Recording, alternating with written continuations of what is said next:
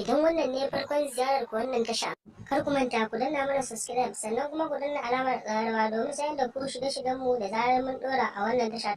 Sannan kuma ku danna mana alamar like. Malam Sani, ya yau?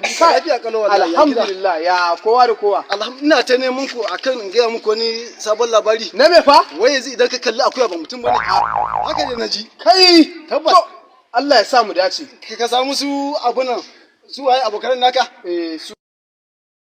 Ka same shi. To shikenan. Dan na samu wannan To labari. shikenan, ba masha Allah. Yawa. Kai, subhanallah ya. Kai ya al'amura. Ni ba ku sai ba ku ji wani labari ba? Yanzu muka haɗu da Malam Sani. Wai ce mu in kaga akuya ba mutum bane ba. Wallahi.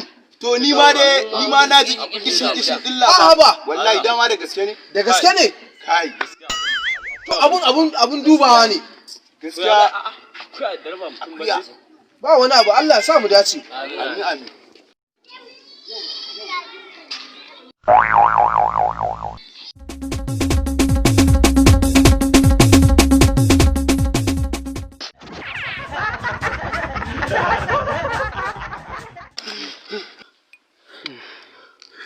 Menene? Akuya na gani. Akuya kuma? Sai irin akuya. Akuya ne wanda ka sani. Malam Sani ne ya ce mun kaga akuya ba mutum bane ba. Ba mu da akuya